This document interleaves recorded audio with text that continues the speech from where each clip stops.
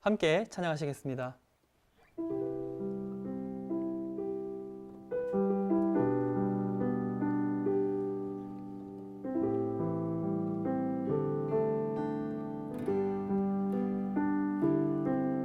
우리 모두 예배하는 자 되어 온전히 영과 진리로 주를 예배하자. 주가 우리와 함께 영원히 함께 하시고 마르지 않는 샘물로 우리를 채우시리라. 우리 모두 예배하는 자 되어 온전히 영과 진리로 주를 예배하자. 주가 우리와 함께 영원히 함께 하시고 마르지 않는 샘물로 우리를 채우시리라.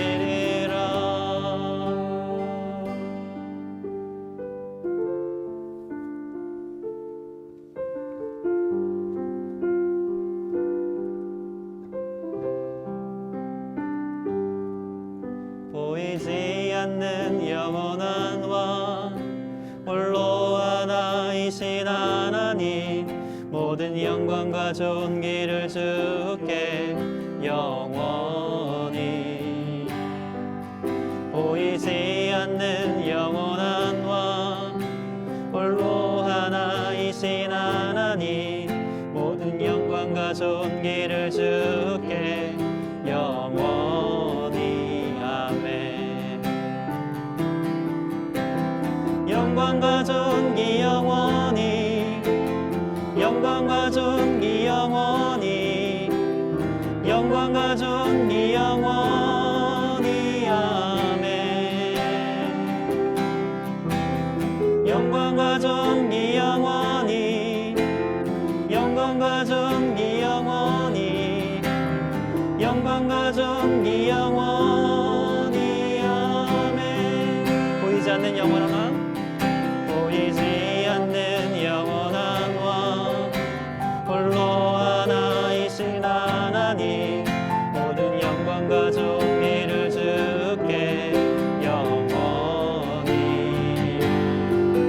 보이지 않는 영원한 왕 홀로 하나이신 하나님, 모든 영광과 존귀를 주께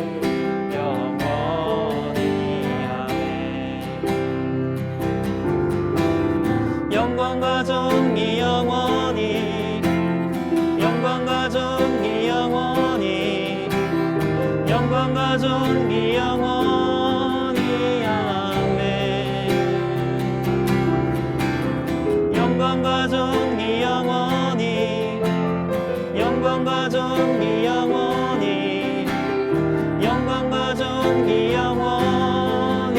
아멘. 영광과 존귀 영원히, 영광과 존귀 영원히, 영광과 존귀 영원히, 영광과 존귀 영원히.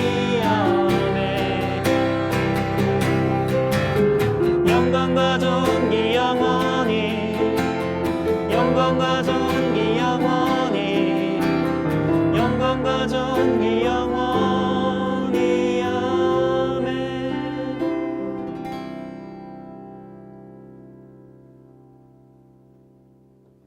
수요사경회를 찾아주신 벙커원 교우 여러분, 시청자 여러분 환영합니다. 수요사경회 시작합니다. 이경은 전도사입니다. 안녕하세요.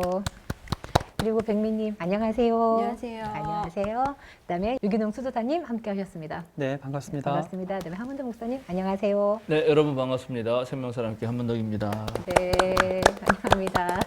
어떻게 지난주 안 모이고 다시 모이니까 시간이 되게 길었던 것 같아요. 저는 그래, 한참 만에 모인 것 같죠? 정말 한참 만에 모인 것 같아요. 너무나 반갑습니다, 여러분. 저는 진짜 수요일 날 네. 아무 생각 없이 평안함 유튜브를 틀었는데 영상이 안 올라와. 안 했구나. 어, 한 주 안 본 사이에 날이 추워져가지고 갑자기? 두 분이 벌써 이 가을 패션이 그러니까요. 제법 괜찮아요. 멋쟁이들이요. 네, 스커프 이렇게 어, 빅민이 네. 이렇게 너무 딱 가을 멋있어요. 네, 멋있습니다. 수도사님은 원래 옷 잘 못 입는데도 오늘 괜찮아요. 원래 잘 알고 못 계셨군요. 입는데 원래 잘 못 입는데 포인트입니다. 아, 늘 고민입니다. 수요사경에 맨날 똑같은 옷만 계속 입고 다니는 힘듭니다. 원래 별로 관심 없으시죠? 그 그러니까. 뭐야 한 주 쉬면서 제가 저 TV 나온 거 보라는데 보셨어요? 안 저 보셨어요? 보려고 했는데요. 정말 죄송해요. 저희 진짜 일이 많아서 못 봤어요. 아 그러셨구나. 네. 네. 여러분도 다 못 보셨죠? 저희 집엔 TV가 없어요. 아하, 저도 마찬가지입니다. 아하. TV 없는 두 분과 저도 TV 바쁜 한 없어요. 분. 유튜브로도 보려고 했었거든요. 원래 음, 채널이 유튜브에 돌아오잖아요. 네네. 근데 시간을 놓쳤습니다. 죄송합니다. 유튜브는 아직 안 올라왔어요. 아, 네. 그리고 거기 저기 재방송이 많이 네. 된다고. 그래서 아, SBS 비즈 네. 좀 다음에 보시면 한번 그러니까요. 그거 한번 보고서 나중에 좀 느낌이나 소감을 네, 좀 얘기를 해도 좋을 얘기해봤으면 것 좋겠어요. 같아요. 예, 저도 네. 궁금해요. 왜냐하면 이제 아. 우리가 얘기한 네. 것이 아주 편집도 잘 하셔서 나왔는데 네. 시청자들은 그거를 보고 뭘 느낄까 이런 게 궁금하더라고요. 그래요? 네, 우리 수요사경에 하면 그 피드백 달아주시면 좋잖아요. 그렇죠. 윤경자 선생님처럼 이렇게 막 요약 정리도 하시고 맞아. 질문도 해주고 그러면 우리가 좀 맞아요. 흥미롭듯이 네네. 저도 이제 처음 해봐서 뭐 봤다는 사람은 제법 제 페이스북에 많이 네. 동네 후배인데 형 비슷한 사람이 지나가는 것 같아서 그게 저도 사진은 봤거든요. 잠깐 봤는데 정말 죄송한 게 우리 수유석을 이렇게밖에 못 찍어드려서 너무 어. 죄송하더라고요. 아 다른 그날 사람이세요. 제가 몰라가지고 네. 나름 그 평소에 화장이란 걸 한 번도 안 하는데 네. 약간 하얗게 뭘 바르고 갔어요. 음.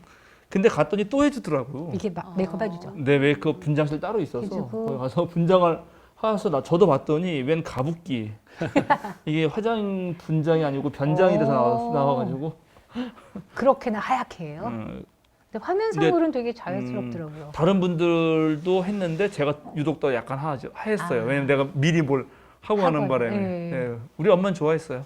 달덩이 같은 얼굴이 하얗게 잘 나왔다고. 나왔다고? 네, 하여튼 그거는 다음에 한번 보시면 우리 네. 거기 몇 가지 핵심적인 내용들이 참 괜찮은 내용이 저는 있다고 그랬어요? 생각했는데 스스로 예, 그걸 어떻게 보셨는지가 궁금해가지고 저희가 네. 시청자 입장에서 한번 보고 다음번에 같이 한번 네, 기회 됐을 때 혹시 기회 될 때 얘기를 나눠보도록 할게요. 그러시죠. 네.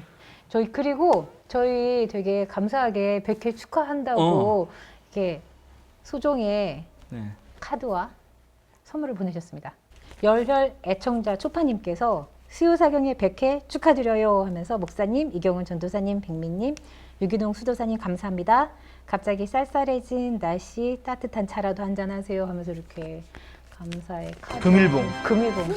이 옛날 사람들은 감사합니다. 금일봉이라고 해요. 이런 거를 금일봉. 감사합니다. 저희 맛있는 차를 따뜻하게 마시도록 하겠습니다. 감사합니다. 네, 100회가 11월 첫째 주 정도 되면 이제 네. 100회 되는 거죠. 저희 100회 때 이렇게 여러분 주시는 질문이나 AS 있으면 함께 이 얘기를 나눠볼 테니까 좀 많이 좀 올려주시고 100회는 평안나무 김용민 이사장님이 출연하시기로 하셨습니다. 네. 같이 한번 더 촬영해보면 좋을 것 같아요. 예, 우리가 100회 하는 동안 앞에 초반에 저기 창세기 한 10강 정도 한 거 말고는 다 예수님 얘기여서 네, 질문들도 뭐 예수님 관련해서 얘기를 해주셔도 좋고 네네. 김용미 사장도 맨 얼굴의 예수인가 왜 책을 내셨죠. 냈던 적이 네네. 있죠. 그러니까는 같이 그런 얘기도 해도 좋을 것 같아요. 재밌을 것 같아요. 네, 기대가 됩니다. 좋습니다. 좋습니다. 그러면은 우리 일찍 시작을 해볼까요, 목사님? 네, 오늘 할 거 하시죠. 네네. 이제 드디어 부활 요한복음서 아직도 부활 얘기가 남았습니다. 21장 오늘 21장 다 할 텐데요. 네, 이것도 길어서 한 번에 다 읽기보다는 네. 우리 두 부분으로 나눠서 합시다. 1장, 네. 21장 1절부터 14절 네. 한번 읽어주시겠습니까? 네. 예. 그 뒤에 예수께서 디베랴 바다에서 다시 제자들에게 자기를 나타내셨는데 그가 나타나신 경위는 이러하다. 시몬 베드로와 쌍둥이라고 불리는 도마와 갈릴리 가나 사람 나다나엘과 세베대의 아들들과 제자들 가운데서 다른 두 사람이 한자리에 있었다. 시몬 베드로가 그들에게 말하기를 나는 고기를 잡으러 가겠소 하니 그들이 우리도 함께 잡겠소 하고 말하였다. 그들은 나가서 배를 탔다. 그러나 그날 밤에는 고기를 한 마리도 잡지 못하였다. 이미 동틀 무렵이 되었다. 그때에 예수께서 바닷가에 들어서셨으나 제자들은 그가 예수이신 줄을 알지 못하였다. 그때에 예수께서 제자들에게 물으셨다. 얘들아, 무엇 좀 잡았느냐? 그들이 대답하였다. 못 잡았습니다. 예수께서 그들에게 말씀하셨다. 그물을 배 오른쪽에 던져라. 그리하면 잡을 것이다. 제자들이 그물을 던지니 고기가 너무 많이 걸려서 그물을 끌어올릴 수가 없었다. 예수가 사랑하시는 제자가 베드로에게 저분은 주님이시다 하고 말하였다. 시몬 베드로는 주님이시라는 말을 듣고서 벗었던 몸에다가 겉옷을 두르고 바다로 뛰어내렸다. 그러나 나머지 제자들은 작은 배를 탄 채로 고기가 든 그물을 끌면서 해안으로 나왔다. 그들은 육지에서 백자 남짓밖에 떨어지지 않은 곳에 들어가서 고기를 잡고 있었던 것이다. 그들이 땅에 올라와서 보니 숯불을 피워 놓았는데 그 위에 생선이 놓여 있었고 빵도 있었다. 예수께서 제자들에게 말씀하셨다. 너희가 지금 잡은 생선을 조금 가져오너라. 시몬 베드로가 배에 올라가서 그물을 땅에 끌어내렸다. 그물 안에는 큰 물고기 153마리나 들어 있었다.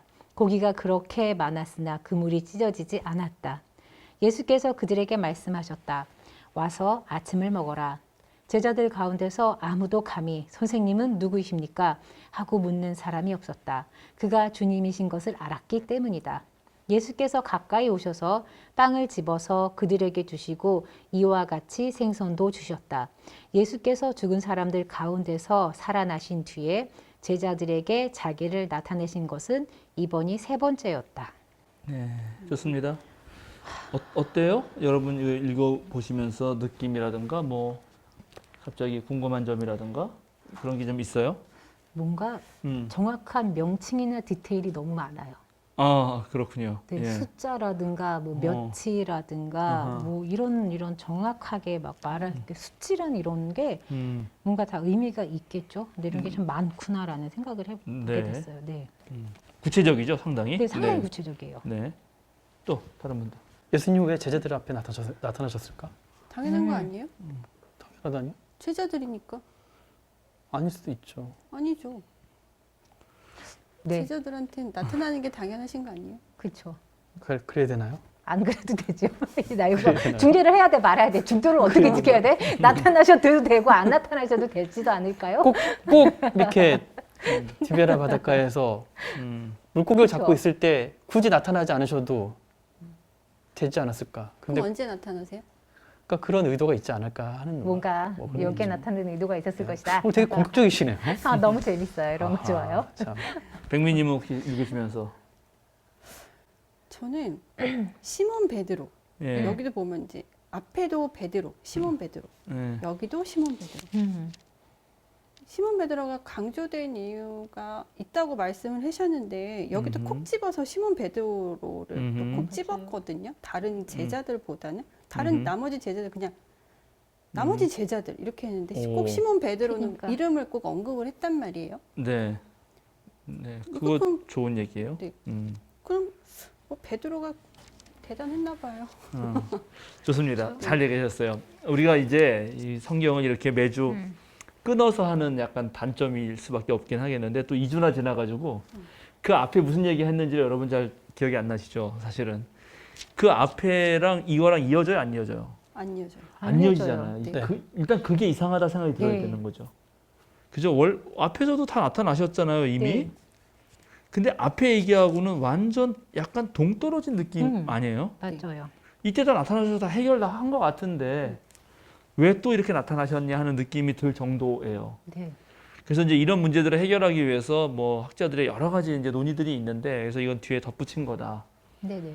근데 덧붙였다면 언제쯤 덧붙였을까? 이런 것도 궁금하잖아요. 그래서 그리고 왜 붙였을까도. 왜 붙였을까도 궁금하죠, 네. 당연히. 예, 근데 언제쯤 덧붙였을까를 알려면 사실은 요 20장 31절에서 끝난 네. 어떤 요한복음서 문서가 있으면 네.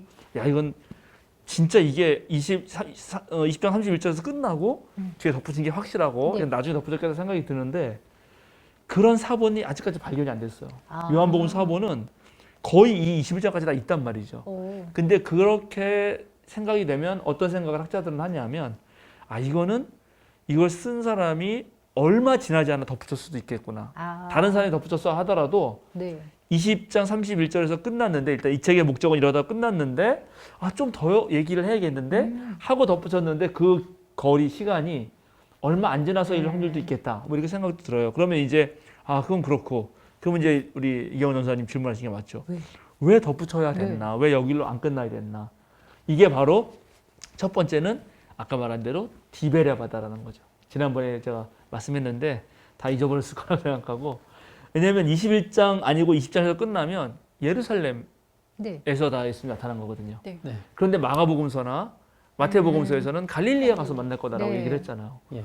그래서 오늘 요거를 여러분 그런 상상력을 가지시면 좋은데 만약에 요 읽은 거를 마가복음 뒤에 붙였으면 더 딱 맞을 것 같지 않아요? 왠지? 그렇겠네요. 그렇죠. 여자들한테 그러네요. 갈릴리에 가서 만날 가라. 거다라고 네, 얘기하라라고 그랬잖아요. 하고 끝난 거니까. 그럼 제자들이 정말 갈릴리에 가서 그렇게 있었는데 네. 예수님을 탁 만난 느낌이 나잖아요. 네, 너무 리얼하게. 네네네.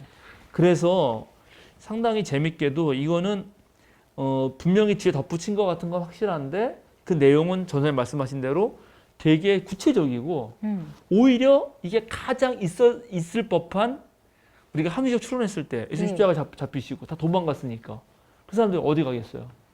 다시 갈릴리로 가서 예. 어부 생활을 했겠지.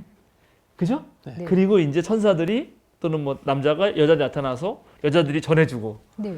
그러면 그러고 있다가 예수님이 나타난 거. 뭐 이렇게 하면 가장 추론 합리적일 것 같지 않아요? 그럴 것 같아요. 예, 그래서 오히려 이게 이제 이런 게 요한복음서의 아주 특이한 점이에요. 무슨 특이한 점은 뭐냐면 요한복음서를 읽어보면 역사적 사건으로 거슬러 올라가서 역사적 사실로 재구성할 수 있는 것들이 그리 많지 않거든요.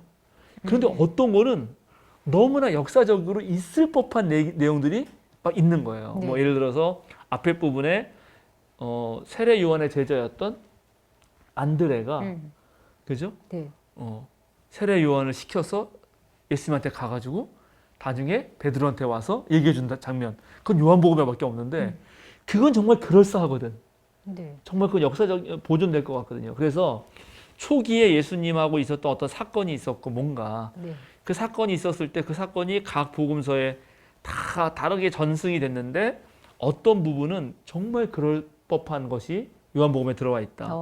그래서 이제 이거는 첫 번째 쓴 이유는 일단 다른 복음서와 균형을 맞추기 위해서 네. 요한복음서 입장에서는 예루살렘만이면 안 된다. 네. 갈릴리에서도 예수님 부활 현현이 있어야 된다. 있어야 된다. 네네. 라는 생각이 하나 있을 것 같아요. 네, 네. 그리고 또 하나 이걸 읽으면서 여러분은 이거 어디서 많이 본 것 같은데 하면서 떠올라야 돼요. 베드로가 베드로가 처음 고백했던 때가 요 때 같아요. 그렇죠. 오른쪽으로 뭐 그물을 넣으라 했을 때 그렇죠. 물고기 많이 잡잖아요. 그게 그리고 떠올라야 이제, 돼요. 예. 그래야지 의도를 너무 아는 거예요. 비슷해요. 누가복음서 5장 1절에서 10절.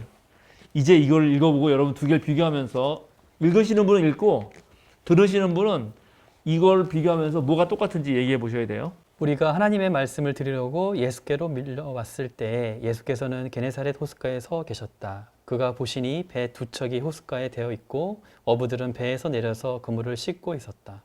예수께서 그 배 가운데 하나인 시몬의 배에 올라서 그에게 배를 무태서 조금 떼어 놓으라고 하신 다음에 배에 앉으시어 무리를 가르치셨다.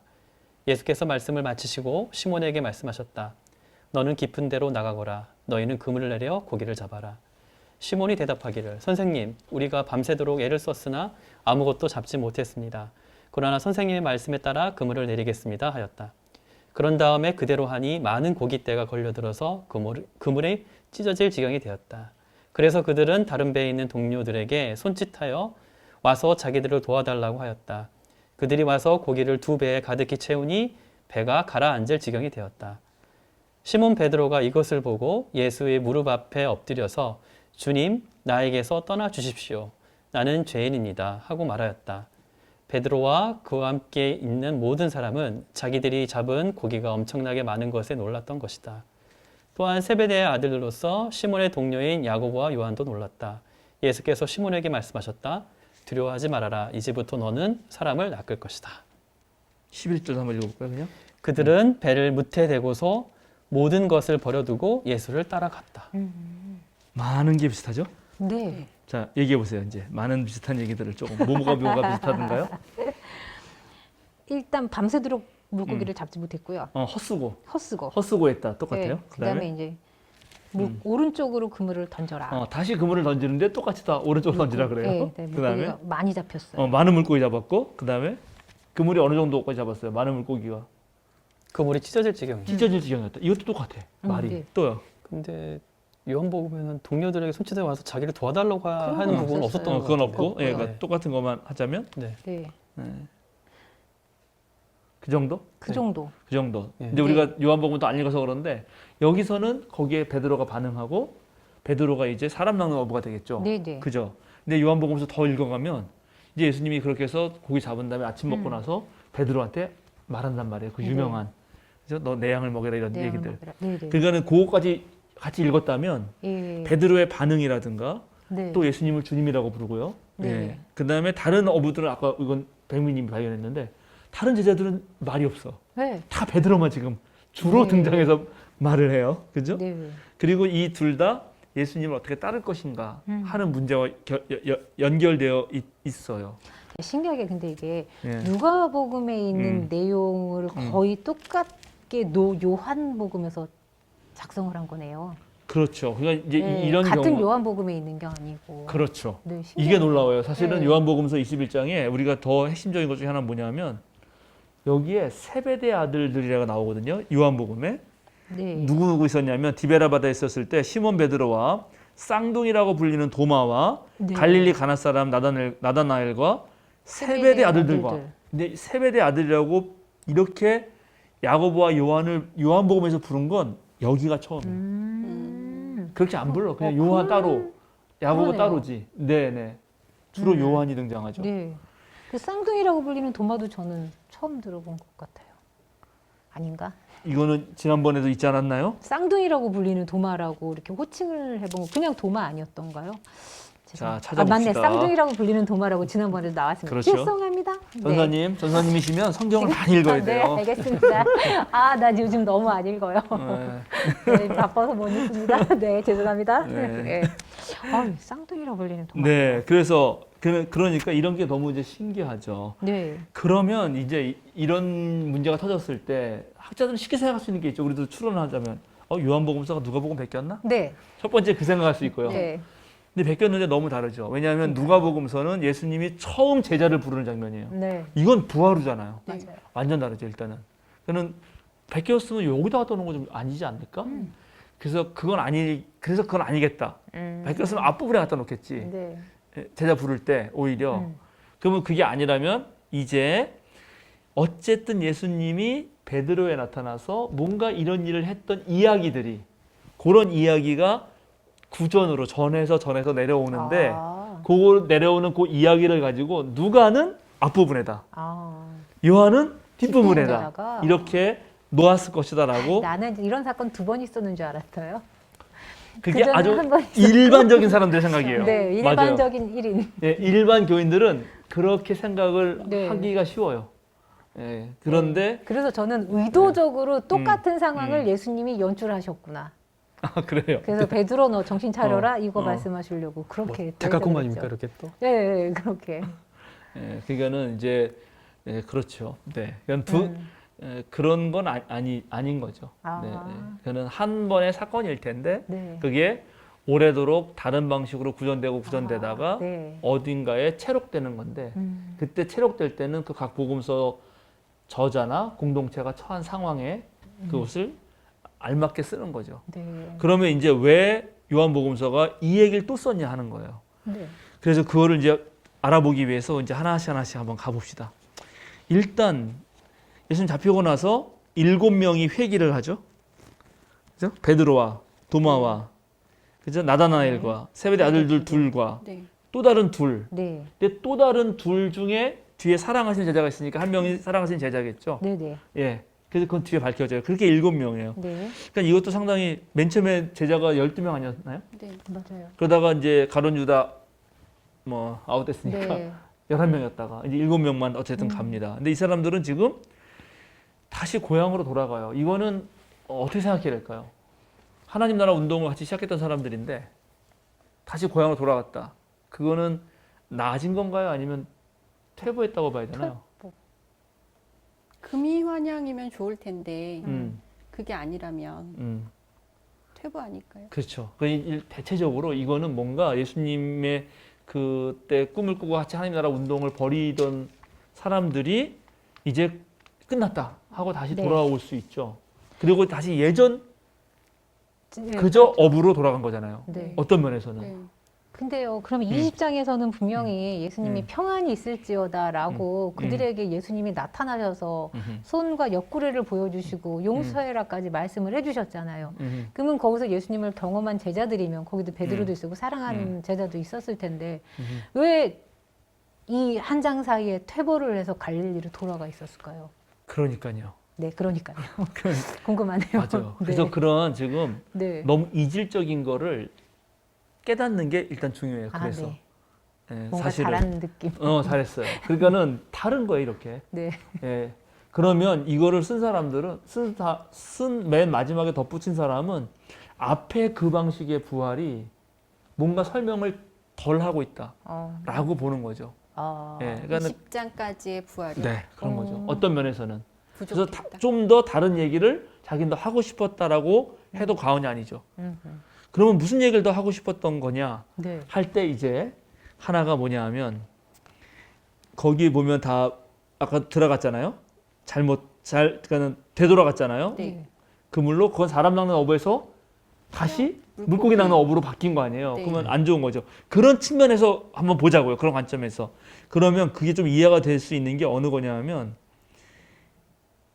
12절이에요. 12절 다시 한번 읽어줄래요? 예수께서 그들에게 말씀하셨다. 와서 아침을 먹어라. 제자들 가운데서 아무도 감히 선생님은 누구십니까? 하고 묻는 사람이 없었다. 그가 주님이신 것을 알았기 때문이다. 근데 이제 이렇게 얘기는 하는데 네. 여러분 이럴 때 이 사람들의 느낌이 뭘까요? 이거를 여러분 잘 생각해봐야 돼. 지금 이게 우리가 감정이입을 해서 공감이 돼야 되는데 자 믿고 있었던 예수님이었어요. 네. 십자가에 잡혀서 돌아가셨어요. 그때 다 도망쳤잖아요. 네. 그럼 다시 예수님 만나면 예수님 앞에서 창피할 것 같아요. 그렇지. 주님이신 거 알지만 말 못하죠. 아, 기쁘게 맞이하지 못한다는 그렇죠. 얘기인 거죠. 기쁘게 맞을 수 있을 것 같아요? 배반했잖아요. 민망할 것 같아요. 민망하잖아. 그래서 개 중에는 그래도 그런 거 탁 몰수하고 주님 그러진 않았을까요? 마리아. 마리아는 따라갔지. 그럴 수도 있죠. 그런 사람도 있을지 모르는데 여기는 분명히 그런 상황 아닐까요? 아, 이런 사람들을 예수님이 어떻게 해주시나? 어때요, 이 주제가? 와서 밥 먹어. 근데 어떻게 했죠? 아침 그죠? 먹어라. 밤새도록 이렇게 그 물고기 잡는 동안 예수님이 뭘 하셨냐면 9절 보세요. 그들이 땅에 올라와서 보니 숯불을 피워 놓았는데 그 위에 생선이 놓여 있고 빵도 있었다. 이거 누가 한 거죠? 제자들? 예수님께서. 그들이 땅에 올라와서 예수님. 예, 예. 예전엔 베드로가 했었던 거 아닌가요? 이거? 예수님이 하죠, 예수님. 뭐가 예수님이 뭐가 이쁘다고? 그러니까 자, 이걸 통해서 이제 뭘 말하는지가 이런 게 하나씩 그 힌트가 되는 거죠. 힌트가. 예수님 배반하고 도망가서 시리에 빠지고 에이 옛날 좀 어부나 되자 농사를 짓자. 그러나 그 얼마나 예수님과 함께했던 예를 들어서 공간복음서 같으면 하나님 나라의 꿈과 또 특히 요한복음서 같으면 예수님은 진짜 이제 메시아 이거 그리스도 아니에요? 저 생각났어요. 주일학교 때 선생님이 얘기해 주는 음. 거. 나 너무 뉴아틱하긴 한데 예수님이 제자들을 사랑하셨다. 음, 그 내용이라고 저는 그렇게 이 부분이. 그렇죠. 그러니까는 네. 끝까지 예수님이 이제 발 닦아 준 것처럼 네. 밤새 밥을 차려주고 그렇게 시리에 빠진 그 제자들을 다시 업 시켜주는 거고. 맞나요? 그렇죠. 저 생각났어요. 그런 거죠. 정말로 그런 거예요. 그리고 여기에 9절에 숯불 피워놓은 게 당연히 생선을 구우려고 하는 것 같지만 학자들은 이걸 그냥 가만히 안 보거든. 왜냐하면 그래요? 요한복음서의 숯불은 여기 말고 어디 나오는가? 혹시 알까요? 딱 한 번 더 나오거든. 기억이 날 듯 말 듯한데. 그렇지. 불을 쬐고 불을 누가 쬐죠? 베드로가 쬐고 베드로가 언제 쬐는 거죠? 그 예수님이 회당에서 그 뭐라 그럴까요? 그 사내들인에서. 네, 네. 그렇죠. 그때 베드로는 뭐 했는데? 오. 옆에서 이렇게, 이렇게 끄적거리면서 둘째면서 뭐 했냐고 결국 숨어 거기서. 있었어. 그 숨어서 나중에 뭐 했어요? 계속. 부인했어요. 부인했잖아요. 네. 네네. 이런 것들이 다 아. 암시란 말이야. 그때 예수님 부인하고 네. 다 도망가고 사람 낚는 어부다 되라 그랬는데 그것도 못하고 완전 낭망하고 좌절한 제자들에게 이제 직접 예수님이 와서 다시 힘을 불어넣으시고 맨 처음에 네. 너를 불렀을 때 그 물고기를 잡았던 것처럼 다시 물고기를 잡게 해주고 그죠? 네. 그다음에 먹을 것까지 챙겨주고 그렇게 격려하는 거죠. 아. 이게 부활의 어떠한 이들의 경험이었다는 거예요. 예수님 만난 경험이라고 하는 거는 네. 바로 이제 모든 것이 무너졌구나. 십자가로 인해서 다 네. 끝나버렸구나. 로마 제국에 의해서 예수님이고 뭐 하나님이고 다 졌구나. 네. 근데 그렇게 해서 완전 낙담에 빠진 사람들에게 네. 예수님이 직접 오셔서 이제 다시 살려주신다. 뭔가 그거를 말씀하시려고 20장에서 다 끝났었는데 그렇지. 갑자기 모든 제자, 그러니까 20장이었으면 저는 되게 막 희망차게 끝났거든요. 열심히 이제 용서하며 살자 이렇게 끝났을 거라고 생각했는데 그 말씀을 다시 해주시려고 베드로랑 이 사랑하시는 제자가 그물을 잡는 그 퇴보의 위치를 가게 만든 그게 거예요. 방에 맞는 거죠. 그렇게 설정을 한 거예요. 그렇죠. 그 원래 아마 그랬을 확률이 제일 높지 않아요, 역사적으로? 아, 사실은 그러면 예루살렘에서 예수님을 만난 건 뭐예요? 자, 그러니까 그거는 누가복음 전승인데 네, 이제 우리가 이래서 생각해 볼 수 있는 거예요. 네, 사실 그러면 기독교 운동 어디서 시작됐나? 그건 누가 예루살렘이 시작됐잖아요. 그럼 예루살렘에 남아 있어야 되고 남아 있는 거는 당연히 누가복음이 그렇게 가지고 있으니까 네, 그런 전승도 하나 흘러내려왔고 네. 근데 일반적으로 생각하면 또 제자들은 다 끝났고 도망가서 갈릴리로 갔겠지. 네. 이런 것도 두 개가 그대로 있는 거죠. 어. 그거를 그대로 다 다. 요한복음은 보여주고 싶었던 거예요. 사실은 맥락은 참 안 맞는 것 같아요. 안 맞죠. 네. 전혀 그거는 이래서 맥락이 역사 참 안 맞는 것 같아요. 이래서 역사적 사실로 뭐가 맞냐 이렇게 얘기하면은 네. 답이 없는 거예요. 그러네요. 아. 너무나 그러네요. 반대되는 얘기를 막 네. 하잖아요. 그러나 이 사람들은 이것에 대해서 일말에 그런 게 중요하지 않아요. 예, 왜냐하면 자 이게 잠깐 제가 계속 말하지만 고대인들은 그게 중요한 게 아니에요. 아, 네. 이런 말을 통해서 깨닫는 게 중요하거든. 심지어 여기 세 번째 나타났다고 얘기를 해요. 네, 세 그러면, 번째 나타났다고. 첫 번째, 두 번째, 세 번째인데 그럼 첫 번째, 두 번째, 세 번째를 비교하잖아요. 그럼 더 말이 안 돼. 아, 이렇게 네. 연결하면 안 되는데도 불구하고 아. 그러나 그 각각이 다 의미가 있는 거예요. 각각이. 하나는 예루살렘에서 숨어 있는 사람들에게 힘을 준 거고 네. 하나는 갈릴리에 가서 숨어 있는 제자들에게 힘을 주는 거고. 네. 그죠? 그렇게 해서 연결되는 아. 거죠. 오히려. 아, 어. 그러면 12절 뒤에 음. 그 예수 와서 아침을 먹어라 제자들 가운데서 아무도 감히 선생님은 누구십니까 하고 묻는 사람이 없었다. 그가 주님이신 것을 알았기 때문이다. 앞에 마가복음 빼고 마가복음 예수님이 현현이 없었으니까 마태복음이랑 누가복음 예수님이 계셨지만 예수님을 못 알아봤잖아요. 근데 여기 누가복음은 예수님인 걸 제자들이 알아본 건가요? 요한복음. 요한복음은 요한복음은 알아본 건가요? 알아본 거라고 보는 거죠. 어. 예, 알아봤는데 여기서는 이제 알아봤는데 네. 알아봤기 때문에 더 민망한 거지. 아. 주님 앞에서 얼굴을 못 드는 거예요. 이제 모든 게 떠오르실 거 아니에요. 네. 주님이 하라고 했던 명령이라 등등등. 그럼 여기서 이제 과연 이들이 힘을 얻을까 못 얻을까? 특별히 베드로는 베드로는 3번이나 부인했는데 네. 자 이래놓고 우리 다시 한번 생각해 봅시다. 앞에 부활 이야기에서 베드로가 더 신앙 좋은 사람으로 나타났나요? 아니면 사랑하시는 제자가 더 좋은 사람으로 나타났나요? 사랑하는 제자. 그렇죠. 그럼 어떻게 되죠? 그러면 초기 공동체 다른 모든 교회는 지금 베드로가 되게 중요한 사람인데 요한 공동체만 사랑하시는 제자만 올려놓는다고 생각해 보세요. 이거를 교정해 줘야죠. 베드로의 권위를 좀 높여준다. 베드로도 이제 같이 껴줘야 되는 거죠. 당연히. 이제는 껴주는 거예요. 그럼요. 이제는 왜냐면 베드로의 그 권위를 너무 그렇게 무시해서 안 되게 되는 거고. 지금이나 권위는 중요하구나. 그래서 다음에 당연히 베드로가 회복하는 장면이 나옵니다. 좀 이따 읽을 거예요. 근데 네. 넘어가기 전에 어쨌든 여기에서 그래서 여기도 역시 예수님을 알아본 건 누구예요? 사랑하시는 제자예요. 제자. 역시 네. 알아서 보고 네. 예수님을 알아차리는 건 사랑하는 제자예요. 네. 근데 물에 뛰어드는 건 누구죠? 베드로. 베드로예요. 네. 지난번에도 비슷했죠. 지난번에 무덤 들어갈 때도 네. 그걸 딱 본 거는 보고 안 거는 사랑하시는 사랑하는 제자. 그러나 직접 무덤으로 들어간 건 베드로. 네. 이런 게 아주 성격들을 나타내 주는 네. 거고 여기에 이제 더 재밌다기보다는 더 얘기되는 것은 계속 여기에도 역시 생선과 빵이 주제죠. 네. 네. 이거는 공간복음서에서는 하나님 나라 잔치의 가장 모델인 표범이고요. 이게 요한복음서에 오면 예수님 뭐라고 하냐면 나는 생명의 떡. 빵이다. 그렇지. 빵. 예, 네, 네. 물론 이제 옛날 번역은 떡이에요. 네, 근데 떡이요. 생명의 빵이다. 예수님이 네. 자신이 생명의 빵이라고 말하거든요. 그러면 생명의 빵을 먹어야죠. 제자들이면. 근데 지금 이 사람들이 생명의 빵을 먹는 게 아니라 다시 옛날 아, 육신의 빵을 먹으려고 왔잖아요. 네. 그러니까 여기 예수님이 다시 이제 예수님 직접 그 육신의 빵을 먹여주고 차려주시면서 누가 다시 생명의 빵인가를 떠올리게 하는 거죠. 네. 이것이 이들 제자들을 다시 회복시키는 과정. 그게 부활이었다라고 말하고 싶은 거죠. 네. 그 마태, 마가 누가 보면 다 이렇게 빵과 생선이잖아요. 저희가 한번 제가 질문 드렸던 적이 있었나요? 왜 꼭 빵과 생선이어야 했나? 아, 그게 주식이에요. 그게 주식이었던 거예요? 그렇지. 거기 우리의 밥과 김치랑 똑같은 거예요. 빼서는 절대 안 되는 거랑 똑같이. 거기는 그게 주식이죠. 그렇죠. 외국 사람들이 우리 보고 왜 밥이랑 김치를 먹어요? 라는 얘기가 똑같은 거 아니겠어요? 여기 빵과 생선은 그게 주식이에요. 이들이 늘 먹는, 네. 예, 늘 먹는 거고. 네. 제가 지난번 때 그 얘기 했나? 손으로 직접 떼서 먹고 이런 얘기 했어요? 안 하셨던 것 같아요. 안 했구나. 자, 네. 이제 오늘 더 얘기를 해죠. 그래서 다시, 자, 이 빵과 생선을 그럼 어떻게 먹었을 것 같아요? 숟가락과 젓가락으로? 포크? 나이프? 포크 나이프? 그러니까 포크 나이프. 그런 게 없겠죠. 없어야 이제 되는구나. 여러분이 좀 알아야 되는 거예요. 벌써 우리 현대인들이라서 이미 문명화돼가지고 저는 뜯어서 먹었습니다. 그렇지.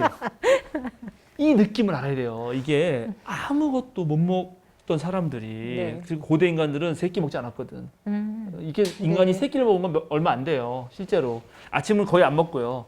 점심 너무 배고프니까 간단히 요기하려고 먹은 거고 저녁에서야 조금 모여서 먹었어요.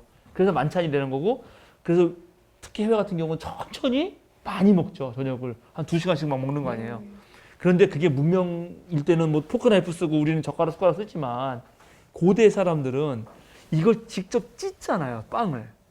그다음에 네. 거기다가 생선을 이렇게 집을 거 아니에요. 그때 생각해 보세요, 여러분. 손에 느끼는 촉감, 코에 느끼는 후각, 그리고 배고프다가 먹었을 때 그 만족감. 근데 그런 자리가 예를 들어서 헤롯 같은 놈의 잔치는 고관들만 모이고 네. 막 하지만 우리는 못 들어가잖아요. 네. 그런데 예수님의 잔치는 다 같이 왔단 말이죠. 인간의 가장 원초적인 기쁨을 누릴 뿐만 아니라 거기에서 귀족적 자존감을 느끼면서 모두가 평등한 그 느낌을 느끼죠. 그게 예수님의 밥상이었고 부활 때도 계속 그래서 이게 떠오르는 거예요. 예수님과 함께 했던 밥. 이거를 잠깐 오늘 21세기 사람들은 이제 먹는 게 풍족하니까 이 느낌을 잘 모르는데 이거야말로 뭐라 그럴까 잊을 수 없죠. 여러분 배가 안 고파 보셨나? 안 고파봤어요. 그렇지. 제가 고파본 적이 참 오래인 것 같아요. 아, 그리고 이게 말씀은 이렇게 빵과 이렇게 손을 뜯어서 이 촉감 얘기하는데 나는 왜 아씨 안 좋을 것 같지? 그건 별로. 나도 음식을 손으로 잡아 이것도 생선을 비리겠는데 왜 이 느낌이 들까요? 구웠으면 어떻게 네. 뜯지? 막 그러면서 이제 문명의 삽니다. 다시 네, 그 제자들로 하여금 모든 낙담과 시리에 빠진 제자들로 하여금 네, 예수님에 대한 인식을 정확하게 하고 생명의 빵 그리고 이 사람들이 할 일들 그게 바로 물고기를 잡는데 그게 선교이거든요. 사실은 사람 낚는 어부의 네. 비유로 바로 연결되니까 당연히 네, 네. 물고기를 많이 잡는다는 거는 많은 사람들을 이제 그리스도에게로 끌어오는 거란 말이죠. 그게 몇 마리였죠? 153마리. 네. 어떻게 숫자를 셌대요? 그러니까 참 이거를 그 몇 마리나 잡았나 일부러 셌다. 바쁜데 네. 숫자를 셌네요. 이렇게 생각하는 사람도 있는데 이거에 대해서는 예. 아직까지도 마땅한 해설이 없어요. 사실은. 아, 그냥 1호 삼는 거예요? 뭔가 있겠죠, 아니 의미가? 분명히 있을 텐데 못 밝힌 거예요. 학자들이 연구를 해봐도 잘 못 밝혔는데 그래도 그 중에 제일 괜찮다고 생각하는 거 내가 하나 소개할게요. 에스겔서 47장 9에서 10절. 이 강물이 흘러가는 모든 곳에서는 온갖 생물이 번성하며 살게 될 것이다. 이 물이 사이로 흘러들어가면 그 물도 깨끗하게 고쳐질 것이므로 그곳에도 아주 많은 물고기가 살게 될 것이다. 강물이 흘러가는 곳이면 어디에서나 모든 것이 살 것이다. 그때에는 어부들이 고기를 잡느라고 강가에 늘 늘어설 것이다.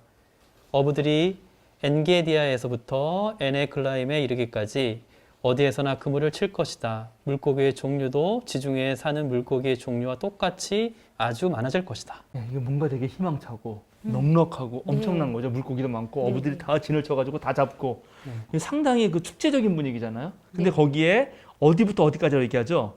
엔게디에서 이게 원래 에글라임인데 이제 빨리 읽으니까 에네글라임이 된 건데 엔은 샘이란 뜻이에요. 샘. 네? 그다음에 게디와 에글라임이 지명인데 그 게디와 에글라임의 그 히브리어를 숫자로 표현하잖아요. 그러면 게디가 17이에요. 17. 네. 그 숫자를 다 하나씩 더해보면 내가 많이 말씀드렸죠. 게마트리아라고. 에글라임은 153이에요. 그럼 17과 153은 뭔가? 17은 1부터 17까지 더하면 153이 나옵니다. 이게 이제 고대인들의 그 수비학이라 그래가지고 있는 묘한 상징성인데 그래서 뭔가 이거는 진짜 우리말로 하면 끝에서 끝까지 모든 어부들이 세상에 많은 물고기가 넘쳐가는 그 행복한 세상을 상징하는 건 아닐까? 이렇게 학자들이 해석한 게 있는데 제가 보기엔 그게 제일 괜찮아요. 네. 근데 저는 약간 다르게 생각하는데 저의 그냥 아주 단순한 아이디어는 저는 이 153이 요한 공동체의 교인 숫자라고 생각해요. 이건 완전 내 생각이에요. 이건 어느 주석서에도 없고 그냥 내가 무조건 생각한 거예요. 왜 그랬냐면 자 네. 다시 요한복음서 들어가 보시죠. 21장 몇 절인가요? 그 153 그게 11절이요. 11절 네. 보시죠. 뭐라고 나오냐면 11절에 그물 안에는 큰 고기가 153마리 들어있었다. 고기가 그렇게 많았으나 어떻게 했다고? 그물이 찢어지지 않았다. 찢어지지 않았다. 이 말이 중요하거든요. 그물이 찢어지지 않았다. 왜요? 자, 이거는 좀 찾아봅시다. 우리가 그물이 찢어지지 않았다에 10장 16절 찾아볼까요? 요한복음서 10장 16절. 나에게는 이 우리에 속하지 않은 다른 양들이 있다. 나는 그 양들도 이끌어와야 한다. 그들도 내 목소리를 들을 것이며 한 목자 아래에서 한 무리 양떼가 될 것이다. 한 목자 아래에서 한 무리 양떼. 네. 네? 네, 그죠? 네. 그 한 목자 한 무리 양떼 기억하세요. 다시 요한복음 17장 21절 23절. 아버지께서 내 안에 계시고 내가 아버지 안에 있는 것과 같이 그들도 하나가 되어서 우리 안에 있게 하여 주십시오. 그래서 아버지께서 나를 보내셨다는 것을 세상이 믿게 하여 주십시오. 나는 아버지께서 내게 주신 영광을 그들에게 주었습니다. 그것은 우리가 하나인 것과 같이 그들도 하나가 되게 하려는 것입니다. 내가 그들 안에 있고 아버지께서 내 안에 계신 것은 그들이 완전히 하나가 되게 하려는 것입니다. 그것은 또 아버지께서 나를 보내셨다는 것과 아버지께서 나를 사랑하신 것과 같이 그들도 사랑하셨다는 것을 세상이 알게 하려는 것입니다. 그렇죠. 여기 지금 무척 아버지와 나와 얘기를 하시면서 예수님이 한 그물 안에 한 물이 하나가 되게 하는 게 되게 중요하고 아직 안 찢어졌다는 거예요. 그런데 이제 여러분이 이 요한복음서만 읽어서 그런데 나중에 요한 1서 2서 가면은 거기서 결국 찢어지는 얘기가 나와요. 공동체가 분열돼요.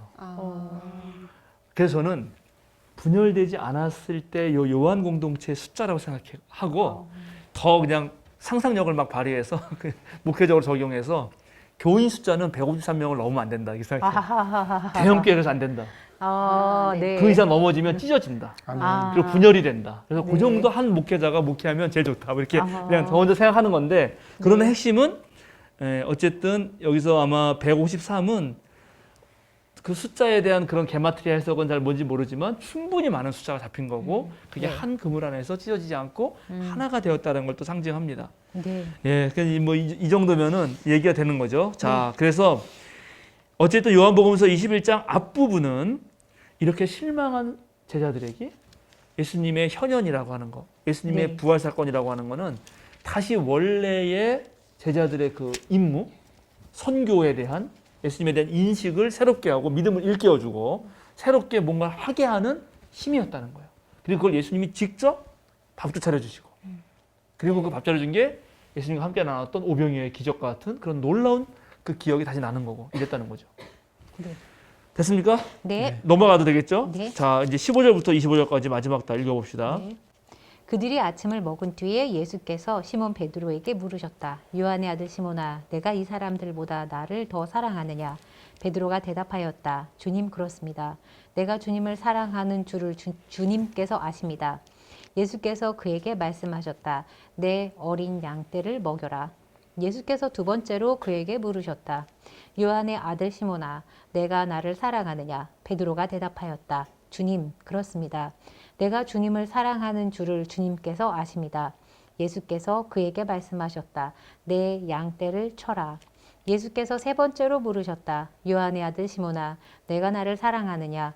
그때에 베드로는 예수께서 내가 나를 사랑하느냐 하고 세 번이나 물으심으로 불안해서 주님께서는 모든 것을 아십니다. 그러므로 내가 주님을 사랑하는 줄을 주님께서 아십니다. 하고 대답하였다.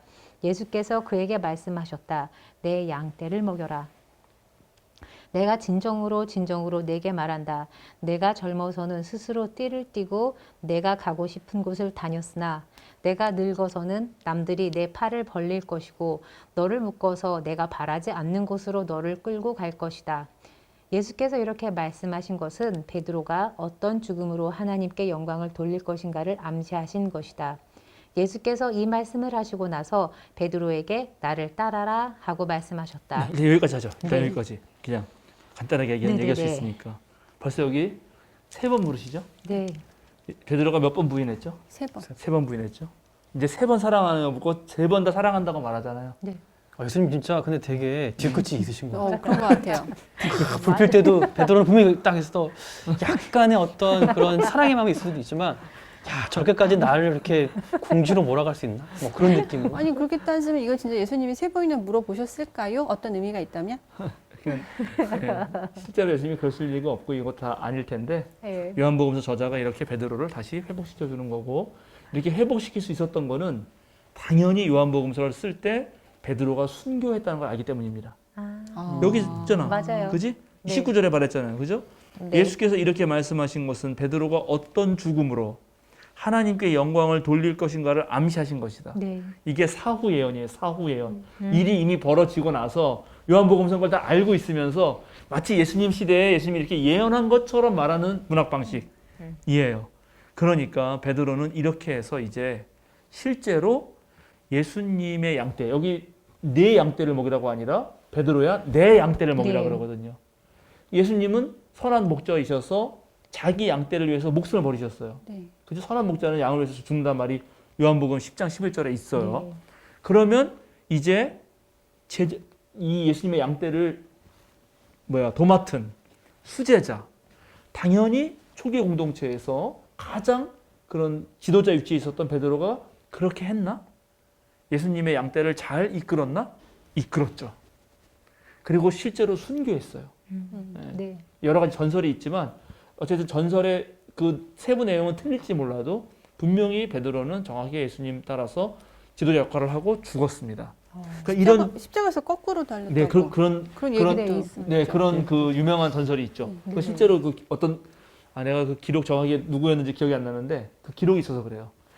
그거는 그렇게 됐기 때문에 요한 공동체가 처음에 자신들에게 예수님에 대해서 존재에 대해 자세히 알려준 사랑하시는 제자에 대한 증언 그걸 때문에라도 베드로와 비교해서 사랑하시는 제자를 더 좀 이렇게 보지 않고 믿어도 네. 그러니까 보고 믿는 것을 넘어서서 보지 않고 믿는 걸 이어가서 이렇게 되게 깊은 진리를 깨달은 사람으로 그 사랑하는 제자를 내세우려고 하다 보니까 본의 아니게 베드로가 약간 이렇게 좀 경시된 거 아닌가? 멸시된 거 아닌가? 네네. 그런데 나중에 봤더니 베드로는 3번 부인했지만 끝까지 예수님 부활 체험하고 예수님의 양떼를 제대로 친 거 아닌가? 네, 그래서 그런 고백 속에서 이런 게 나오는 거죠.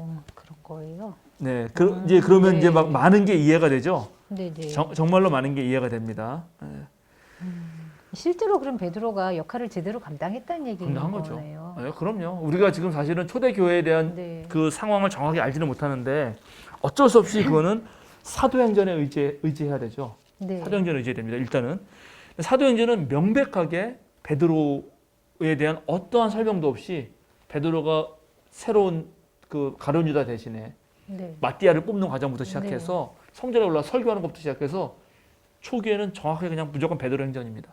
네. 거기에 근데 그렇게 썼을 때 어느 누구도 딴지를 안 걸었다는 거는 그만큼 베드로가 확실하다는 거고 당연히 지난번에도 언제 읽었는데 그 바울 사도의 편지 네.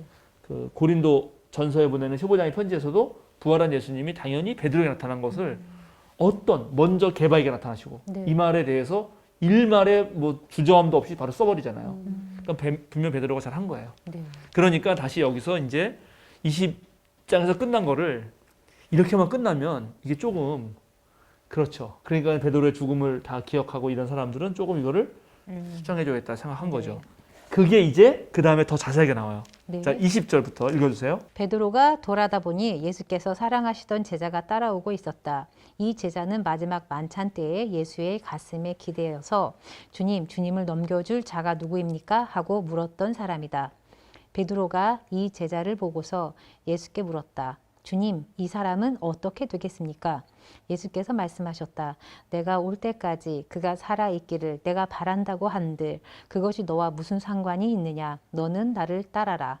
이 말씀은 믿는 사람들 사이에 퍼져 나가서 그 제자는 죽지 않을 것이라고들 하였지만 예수께서는 그가 죽지 않을 것이라고 말씀하신 것이 아니라 내가 올 때까지 그가 살아있기를 내가 바란다고 한들 그것이 너와 무슨 상관이 있느냐 하고 말씀하신 것뿐이다. 이 모든 일을 증언하고 또 이 사실을 기록한 사람이 바로 이 제자다. 우리는 그의 증언이 참되다는 것을 알고 있다. 예수께서 하신 일은 이 밖에도 많이 있어서 그것을 낱낱이 기록한다면 이 세상이라도 그 기록한 책들을 다 담아두기에 부족할 것이라고 생각한다. 이 세상이라도 이 세상이라도 네. 그렇죠. 그 기록한 책을 다 담아주면 부족할 거다. 여기 되게 재밌죠. 네. 요한 공동체 속에서는 예수님이 내가 올 때까지 그가 살아있기를 내가 바란다고 한들 그게 너랑 무슨 상관이 있니? 이렇게 할 때 내가 올 때까지 그가 살아있기를 내가 바란다고 한다는 요 말 때문에 네. 죽지 않고 예수 올 때까지 영생한다라고 하는 신화적 존재가 된 거예요. 왜냐하면 그만큼 중요한 존재였으니까. 네. 앞에서 나왔잖아요. 이런 얘기를 다 알려준 거는 사랑하는 제자였고 네. 그 기억나죠? 그 앞에서- 만찬 때 누워 있고. 네네. 예, 그것도 이제 사실은 그 말 때문에 요한이라고 그러니까요. 착각을 하는 건데 네네. 그렇게까지 이제 뭐랄까 존숭된 거죠. 사실은 저는 만약에 사랑하시는 제자가 이제 이것도 학자들 사이에 엄청난 분분해요 의견이. 네. 존 쉘비 스폰 감독 같은 경우는 이건 문학적 장치라까지 얘기해요. 어. 근데 이제 역사적 인물이라 하더라도 어쨌든 요한 공동체에 예수님에 대한 이야기를 정확하게 전해준 마지막 지도자였을 거라고 분명히 들고 그 지도자가 분명히 추앙됐을 거예요. 그래서 근데 거기는 예수님과 영생한다 이런 소문이 들었는데 그것도 교정해 주는 거죠. 아. 그것도 지금 이 사람이 교정해 주잖아요. 그거는 진짜 그 사람이 영생한 게 아니라 아. 그렇게 살아있다고 한들 네. 너랑 무슨 아. 상관이냐라고 예수님이 말한 것뿐이었다라고 교정해 주잖아요. 네. 이 사람이. 네. 그걸 왜 베드로의 대화 속에서 아유, 함으로 인하여 베드로가 또 되게 음. 찌질해지는 느낌이 드는 아니죠. 건 뭘까요? 이제 이래서 이제 역할을 네. 나눠주는 거예요. 역할을 나눠주면서 자 베드로는 건 뭐랬냐면 아까 예수님이 이제 생각해 보시죠. 이제 21장 전체를 보세요. 예수님의 부활이 이뤄낸 결과는 첫 번째는 많은 물고기를 잡은 거예요. 그러니까 선교가 새롭게 다시 시작되는 겁니다. 이제 드디어 예수님 안 계시지만 요한복음에서 계속 말했던 한 알의 미랄이 써 죽으면 많은 열매를 맺는다. 네. 죽지 않으면 한 알 그대로 있는다. 이것이 예수님의 부활이 보여주는 거죠. 예수님이 돌아가셨기 때문에 그걸 이어간 어떤 부활 예수님 만난 사람들은 선교를 해가지고 이제 훨씬 많다. 두 번째는 목회적 과제. 예수님이 그렇게 불러들였던 모든 양떼, 우리 안에 들어있지 않은 다른 양떼까지 불러왔는데 그건 누가 돌보냔 말이야. 그거는 베드로가 한다는 거죠. 베드로, 내 양을 네, 먹이라, 네. 내 양을 줘라, 네, 내 양을 네. 먹이라. 그러면 예수님이 누구이신가에 대한 증언은 누가 하는가? 사랑하신 제자가 있다는 거야.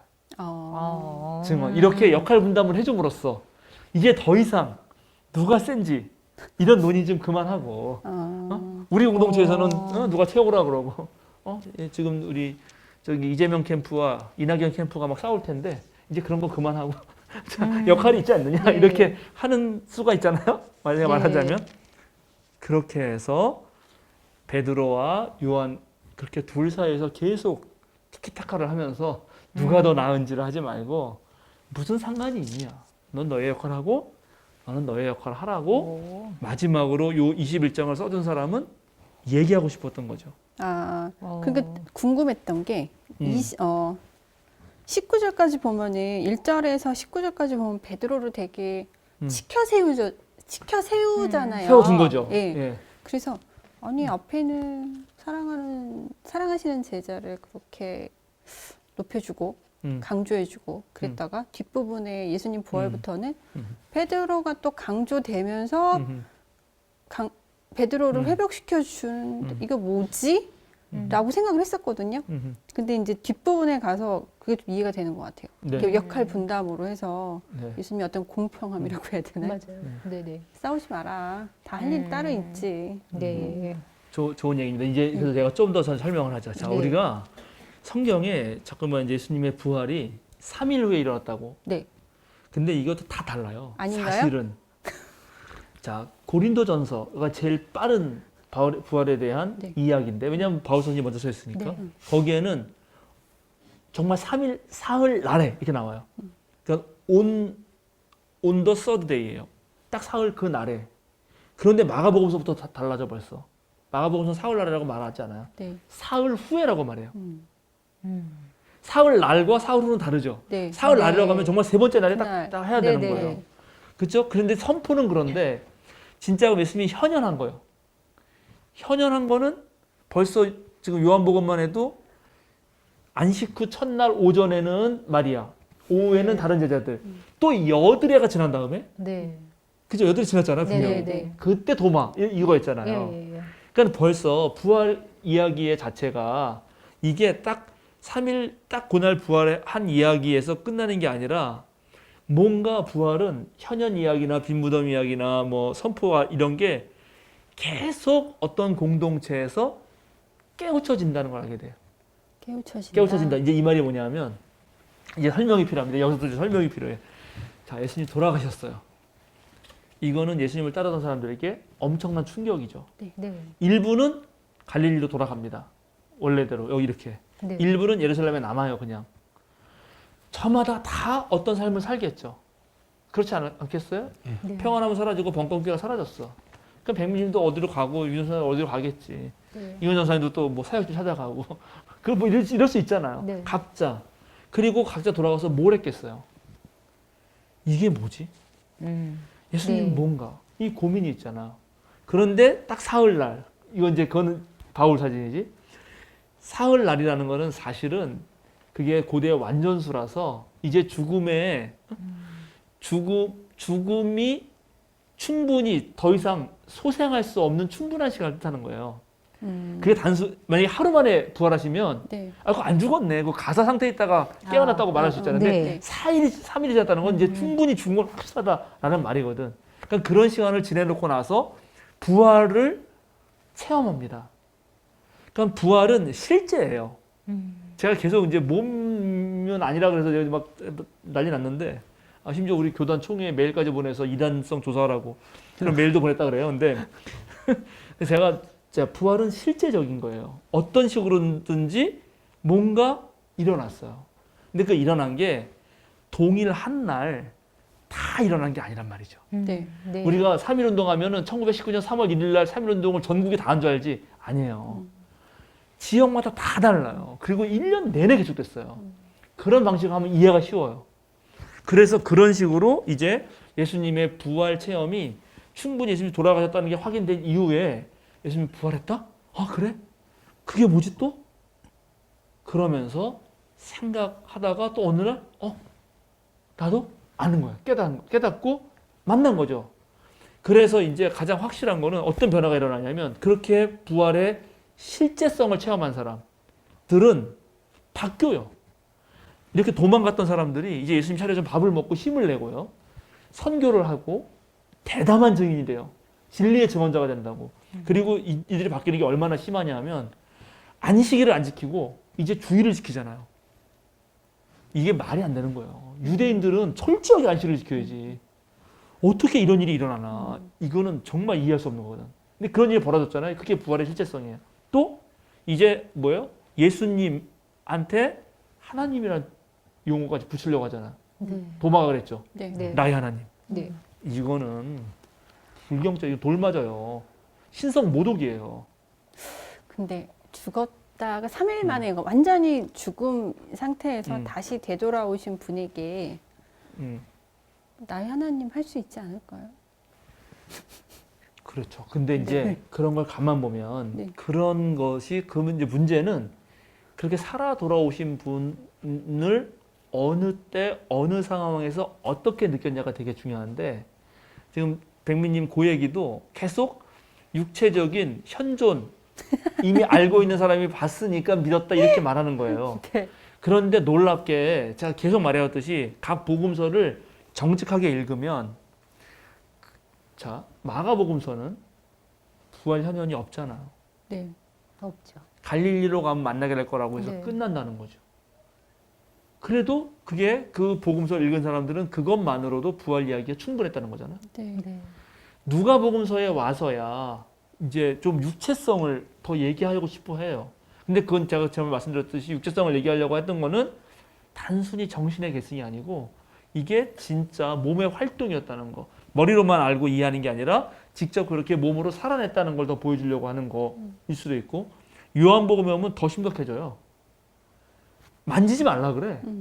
보지 않고 믿는 게 더 복되다 그래요. 그러니까 이게 부활이 그 예수님 십자가 죽음 이후에 계속해서 제자들이 계속 변하는데 그 이전과 달리 다 도망갔고 시리에 빠져 있고 이제 포기했던 사람들이 완전 바뀌는데 그 바뀌는 체험들이 너무 다 저마다 다르다. 어떤 때는 빵을 뗄 때, 어떤 때는 성경을 읽으면서 갑자기 이렇게 되면서 예수님의 현존을 느꼈다는 거죠. 그리고 그것은 거짓이 아니란 말이에요. 참되단 말이에요. 근데 그거를 굳이 지금 생물학적인 몸의 소생, 다시 이 혈관이 되살아나고 이런 걸로만 좁혀서 이해하지는 말자 였던 거예요. 제 얘기는. 네. 그렇게 된 것이고 그리고 나서 그런 사건이 한참 벌어지고 나서 이제 제자들이 활동했지 않습니까? 그리고 30년이 지나요. 40년이 지나고 그래서 초기 제자들은 이미 60년대 후반에 다 죽어. 베드로도 죽고 바울도 죽어요. 70년대가 됐어요. 이제 물어볼 사람이 없는 거예요. 예수님에 대해서. 그래서 마가가 드디어 펜을 드는 거죠. 예수님의 삶은 이러했다.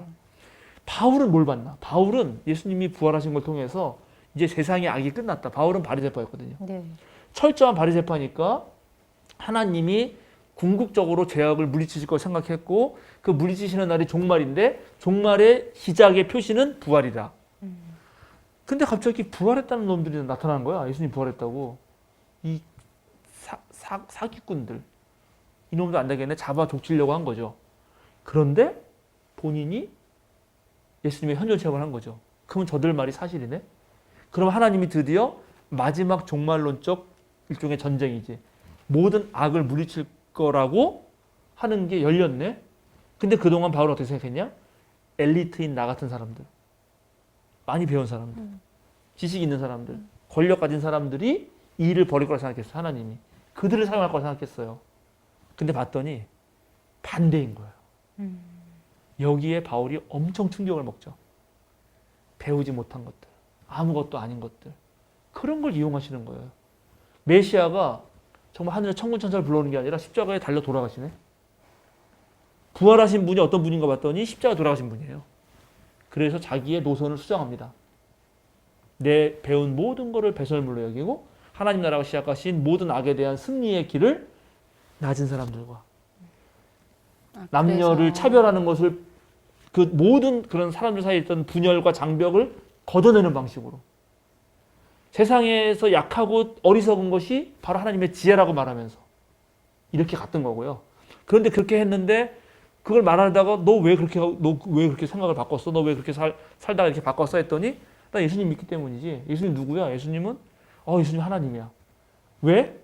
죽었다 부활했어. 이렇게. 왜냐면 그렇게 말해야지. 십자가에만 죽었어. 이렇게 말하면 야, 그 로마에 저항하는 그 반란 분자인데?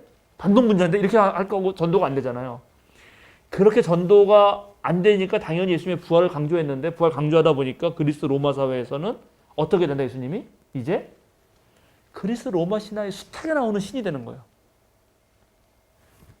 그럼 예수님이 그런 신만 있나? 그러니까 예수님이 그런 그리스 로마 신화에 나오는 그런 무슨 제우스 신이나 이런 신만 있는 게 아니잖아요. 네. 그분의 삶이 있고 그분의 가르침이 있고 그분의 고통과 고난이 있잖아요. 이걸 어떻게 빠뜨리고 복음을 얘기하지? 하면서 마가가 글을 쓰는 거죠. 바울 선생님이 전한 게 잘못 오용되고 있구나. 고난받는 예수님 얘기를 해줘야겠다. 그리고 실제로 그 고난받게 하는 갈릴리에서의 활약을 얘기해야겠다. 그리고 부활이란 것은 그 갈릴리에서 그 예수님 사역을 다시금 재현해서 만들어내는 것이다 하고 그것을 끝내버려요. 엄청난 거지. 그랬더니 이제 또 마태는 예수님이 요거만은 아니잖아.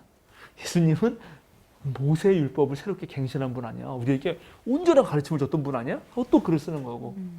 누가는 그럼 예수님하고 끝은 아니잖아. 교회가 뭐 할 일이 있는 거 아니야? 그 앞에는 예수님 쫙 해놓고 이제 그걸 이어서 우리가 교회가 해야 된다고 사도행전까지 쓰는 거죠. 그 다음에 요한복음은 또 근데 너희들이 몰랐던 게 있어. 예수님은 로고스였는데 원래 하늘에 계셨는데 온 거야. 이렇게 된 겁니다. 네. 이런 모든 과정에서 각각 자신들이 느낀 예수님의 부활을 또 얘기했던 거예요. 네. 정리되나 이제 조금? 네, 정리가 많이 된 것 같아요. 이제 네. 사복음서랑 게 바울까지 어느 정도 얘기가 다 된 것 같고 정리가 좀 되지 않았을까 싶습니다. 네. 네, 오늘 이렇게 해서 이제 부활 얘기는 네, 여기까지. 여기까지 하고 이제 네. 끝내죠. 여러분들 고생하셨습니다. 네, 그래서 결국 네, 부활이 없다도 아니고 네. 그 다음에 부활이 어떤 모양으로 어떤 현상으로 드러났든 간에 제자들이 분명히 예수님이 죽음으로 끝난 게 아니고 다시 살아나셨다. 네, 네. 하나님 예수님을 죽음의 세력에 묶어둔 게 아니라 다시 살리셨다라는 것을 참되게 믿었고요. 그것이 갖는 의미들이 다양하게 퍼져나가고 그걸 또 다양한 상황에서 체험했다. 네. 그럼 오늘날 우리도 그런 다양한 삶에서 그걸 체험하느냐? 네, 네. 이걸 한번 맞습니다. 마지막으로 생각해 좋겠다. 보시고 네. 다음 주엔 승천. 다음은 승천. 네. 이렇게 부활에 대해서 어떻게 느끼셨는지 한마디씩만 간단하게 듣고 시간이 많이 지나가긴 했으니까. 부활 이제 요한복음까지 다 끝냈는데요. 저는 개인적으로 예수님이 뭐 마태복음에도 뭐 바리새파 사람들에게 또 보여주시고 하지만 그 사람들은 예수님을 믿지 않았다. 맞아요. 네, 그런 말씀을 하셨잖아요.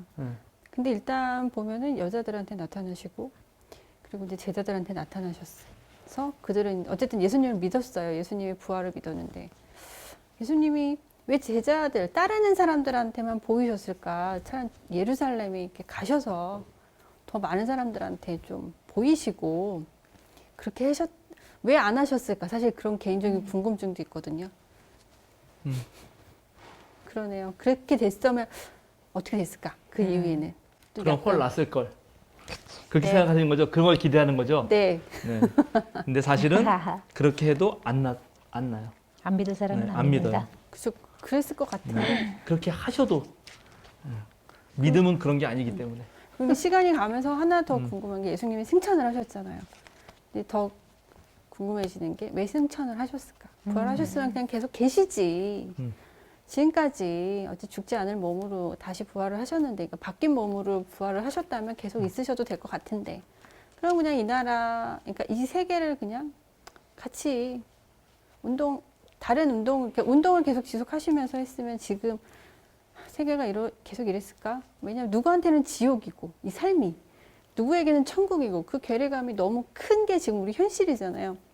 사실, 최근에 제가 조금 이렇게 개인적으로 이렇게 들은 얘기가 있어갖고, 안 좋은 얘기를 들어서, 좀 부활 같이 하면서 좀 그런 생각을 했어요. 누구한테는 지옥인 이 세상, 누구한테는 그냥 마냥 즐거운 이 세상. 왜 이렇게 됐을까? 예수님이 그냥 계속 계시지. 그러면은 이런 서로 간의 어떤 비부격차나 그런 것도 없지 않았을까? 좀 그런 생각들을 하면서 왜 승천을 하셨는지 너무너무 궁금해요. 다음 주에 더 얘기하시죠. 네. 네. 수도사님? 네. 백미님은 분명히 예수님께서 내려오셔가지고 모습을 보여주면서 넌 내가 이렇게 있는데도 못 믿겠냐. 그렇게 해야지 믿으시는 건 아니잖아요. 그건 아니죠. 그렇죠. 근데 그런 의구심들은 지금 교회 다니시는 모든 분들이 좀 가지고 계실 것 같긴 해요. 이게 답답하거나 그런 거 있을 때 보이지 않는 것보다 보이는 뭔가 대상을 봤을 때 더 힘을 얻거나 그러는 약한 모습들이 사실 있잖아요.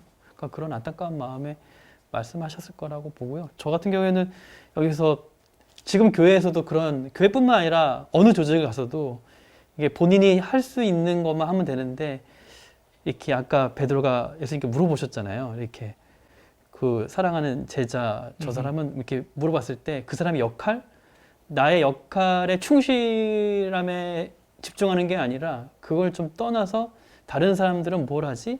그런 것들에 좀 방점을 찍어서 물어봤던 것 같아요. 근데 교회에서도 그렇고 지금 뭐 정치 쪽에서도 마찬가지고 정치라면 또 국민을 위해서 열심히 해야 되는 사람이 정치인들인데 그렇지 못하고 자기 사리사욕을 채우는 모습들이 지금 계속해서 드러나고 있잖아요.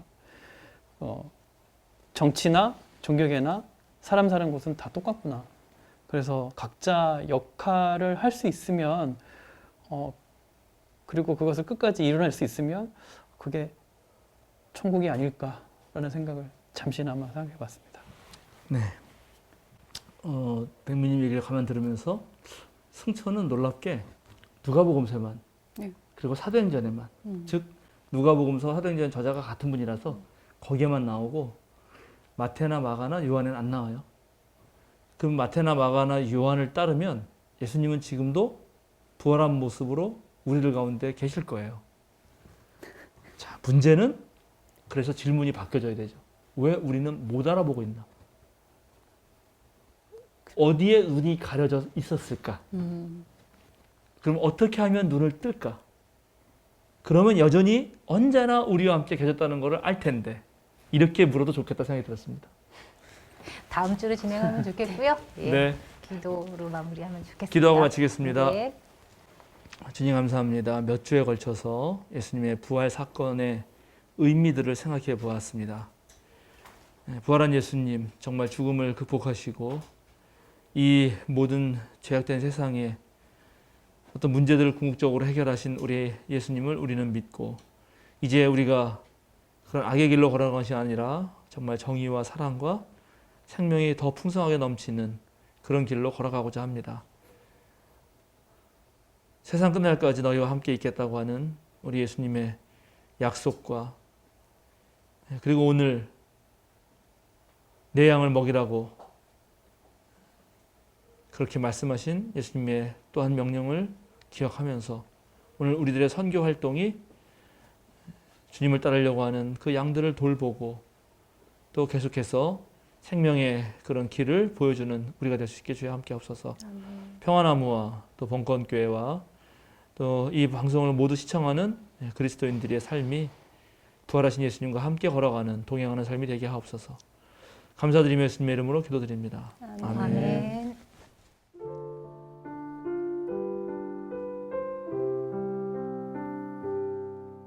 보이지 않는 영원한 왕 홀로 하나이신 하나님 모든 영광과 존귀를 주께 영원히 보이지 않는 영원한 왕 홀로 하나이신 하나님 모든 영광과 존귀를 주께 영원히 아멘. 영광과 존귀 영원히 영광과 존귀 영원히 영광과 존귀 영원히 아멘. 영광과 존귀 영원히 영광과 존귀 영원히 영광과 존귀 영원히 아멘. 영광과 존귀 영원히 영광과 존귀 영원히 영광과 존귀 영원히 아멘. 영광과 존귀 영원히 영광과 존귀